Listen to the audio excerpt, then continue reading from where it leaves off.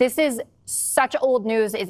It's beyond comprehension that we're talking about. And I understand that this Epstein situation is very tricky for the administration. And day by day, it gets worse and worse and worse. But they are pulling out all of the greatest hits to try to inflame the minds of their most, conspiracy theory addled base, so that they hear Brennan, Clapper, Obama, Hillary, and they get activated. And suddenly they won't be mad at Trump anymore for not releasing the Epstein files or whatever he had to do with any of it.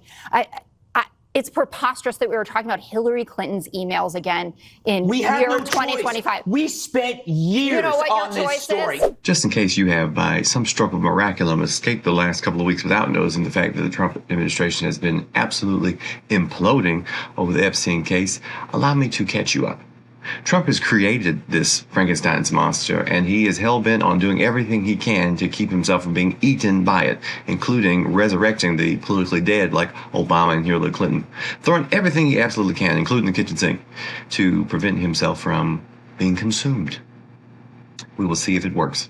We had in President Obama and his leadership team people who did not want to accept the will of the American people in electing Donald Trump in 2016, and therefore cooked up this treasonous conspiracy to, again, try to effectively, and they did effectively, launch a years-long coup against the sitting president of the United States. Real-life Disney villain, former Democratic candidate for president, and current nervous Trump sycophant Tulsi Gabbard is now claiming that Obama committed a coup against then-candidate Trump by failing to use the exact verbiage she would use in describing how Russia interfered in the 2016 presidential election. Quite frankly, I'm not sure what the crux of her complaint even is, that despite that the Senate Intelligence Committee, which was led by Marco Rubio at the time, came to the same conclusion as the Obama administration, that somehow Obama committed something uniquely treasonous because he didn't say that Russia did not physically change or alter any of the votes cast. Is it also treasonous that he didn't say Italy didn't change any physical votes either? You'll tie yourself in a pretzel trying to follow their logic. Whoops. Turns out he did say the thing she said he didn't say. I can assure the public that there was not the kind of tampering with the voting process that was of concern and will continue to be of concern going forward, that the votes that were cast were counted. They were counted appropriately. We have not seen evidence of machines being tampered with. So that assurance I can provide. I guess Obama gets to live. But if he doesn't, somebody else got to go too, because it would appear that Sarah Huckabee Sanders committed the same treason that Obama committed. It's very clear that Russia meddled in the election. It's also very clear that it didn't have an impact on the election. And she was Trump's press secretary. Ever the trooper, Tulsi Gabbard has never been one to let facts get in the way of any of her evil plans, just like she didn't when she kept Cinderella from going to the prince's ball. Here she is doubling down.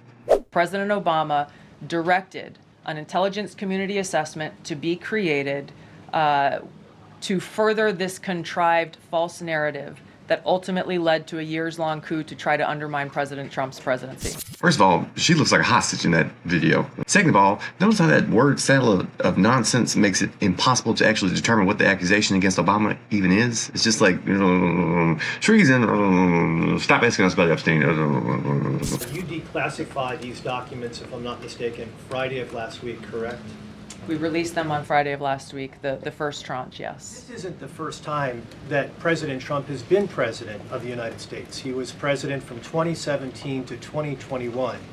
Couldn't the prior DNI under President Trump have declassified these documents? And why didn't that DNI do that at that time? I can't speak to what happened there. Oh yeah, we were already president for 4 years. That's gonna make keeping up this line real difficult. Poor Tulsi. I mean, she managed to pull herself together after Dorothy threw that bucket of water on her, only to be humiliated by a president who's just going to fire her and kill her career anyway. What is the accountability that you would like to see if this current president is the one who brought the case to the Supreme Court and Chief Justice Roberts made clear in his opinion that a sitting president's responsibilities in office cannot lead to prosecution, immunity? So what is it the President Trump wants regarding President Obama, given that fact? And the special counsel at the time, Durham, when that Supreme Court matter was not in effect, could have charged anyone and did not. So on those 2 points, how do you respond? Look, the president has made it clear that he wanted these documents to be declassified. Yeah, that's right, too. Obama was also president, and we kind of made a gigantic deal about President Trump being able to do literally anything because the president is above the law, according to us. Golly gee, I wish we had workshopped this idea a little longer before we got on national news and made asses out of ourselves recurringly. Okay. Now we've heard you. Obama did not sufficiently distract you. So why don't we try Hillary Clinton? Turns out she's crazy. There were high-level DNC emails that detailed evidence of Hillary's, quote, psycho-emotional problems, uncontrolled fits of anger, aggression, and cheerfulness, and that then Secretary Clinton was allegedly on a daily regimen of heavy tranquilizers. Did that do the trick? Are you distracted? Mind you, all of this stuff happened in 10 years ago. It's now 2025. We're talking about the 2016 presidential election. And Trump was already president 8 years ago. But whatever. Hillary Clinton is a doped up lunatic. President Trump sort of has a superpower that has served him well thus far in his life. And it's probably the reason why he is our president currently.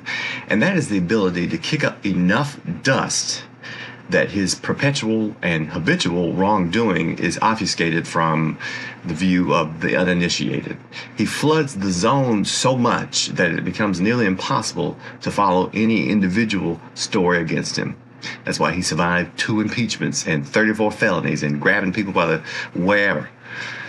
That was until he built a base of people around the concept that the status quo, the establishment, is perpetually hiding wrongdoing from the general public, and that he himself is the only one uncorruptible enough to go in, break down the system, and expose all that, only to get a second chance to do that and be like, well, psych, never mind, you all can go back to sleep. It was Obama, it was Hillary Clinton, the emails of Robert Mueller, Russia, go back to sleep. Well, I don't think that dog's going hunt this time. Your base is ravenous, Mr. President, and I don't think anything short of like nuking the moon, which I shudder to give him that idea, is going to deter their laser focus on this specific issue. And I believe that it may be this, and you all can comment if you disagree, but it may be this issue specifically that finally shakes his base loose of him, and that they realize that he is a established politician just like any other one. And he's probably the biggest liar of them all. But who knows? Time will tell.